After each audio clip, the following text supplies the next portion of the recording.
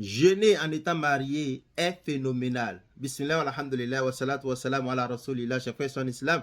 Assalamu alaikum wa rahmatullahi wa barakatuhu. Nous savons déjà qu'au nombre des actes qui annulent le jeûne de Ramadan, nous avons al-jima, le rapport sexuel. Mais cela concerne seulement la journée du jeûne. Ça ne concerne pas la nuit du jeûne. De Fajr jusqu'à Maghrib, nous devons éviter les actes qui peuvent annuler notre jeûne de Ramadan.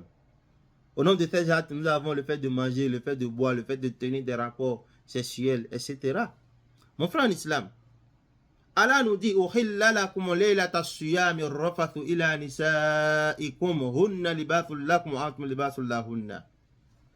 Dans la nuit de Siyam, il vous est permis, c'est halal de vous rapprocher de vos femmes. Mon frère, tu vois que si tu n'es pas marié, tu ne peux pas le faire. C'est haram pour toi. Alors il faut te marier tant que tu as la capacité. Tant que tu en as la capacité, marie-toi, mon frère en islam. Voilà la période où il faut bénéficier, il faut jouir même du mariage. Parce que tu as jeûné toute la journée, tu as la force, tu as la santé. Et tu seras en bonne santé physique, intellectuelle, dans les bonnes conditions pour te rapprocher de ton conjoint, mon frère en islam, ma soeur en islam. Alors, faisons très attention ici. Il ne faut pas dire que non, Ramadan c'est pour adorer Allah, je ne veux pas me rapprocher de ma femme ou bien de mon homme. Non, Allah n'a pas dit ça. Même au prophète Mohammed sallallahu alayhi wa sallam, il faut quand même pas être musulman plus que le prophète Mohammed sallallahu alayhi wa sallam. Il faut quand même pas être catholique plus que le pape. Non, mon frère en islam. Ici, Allah dit même au prophète Mohammed sallallahu alayhi wa sallam, Kumil layla illa qalila.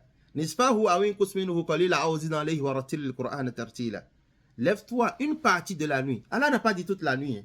Seulement une partie pour invoquer Allah, pour prier. Mon frère, le reste du temps, il faut cohabiter avec ta femme. Aujourd'hui,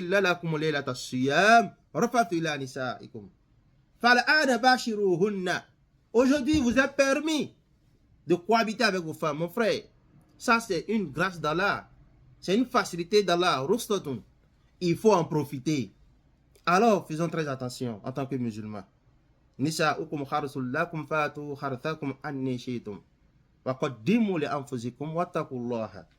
Allah dit de cohabiter avec nos femmes seulement par les voies qui sont permises. 16 contre 16. Il ne nous demande pas d'aller au niveau de la deuxième cime. Non. 16 contre 16. N'importe quelle position que vous aimez, vous pouvez les adopter. Il suffit d'aller 16 contre 16. Mon frère en islam, Allah nous dit de pratiquer ce que nous appelons al-mula en bas, les préliminaires. Il ne faut pas sauter sur sa femme comme si elle était un animal. Non. Depuis la journée, il faut être romantique les uns envers les autres. Même dans la nuit de Ramadan, avant de passer à l'acte, il faut être bienfaisant envers son conjoint. Bienfaisante envers son conjoint. Se parler, échanger les mots doux. Tant que nous sommes mariés, bien sûr. Et Allah va bénir le fruit qui sortira de ce rapport de cette nuit-là, mon frère en islam. Alors, l'islam est la meilleure des religions. Et nous invitons les autres frères à nous rejoindre dans cette religion.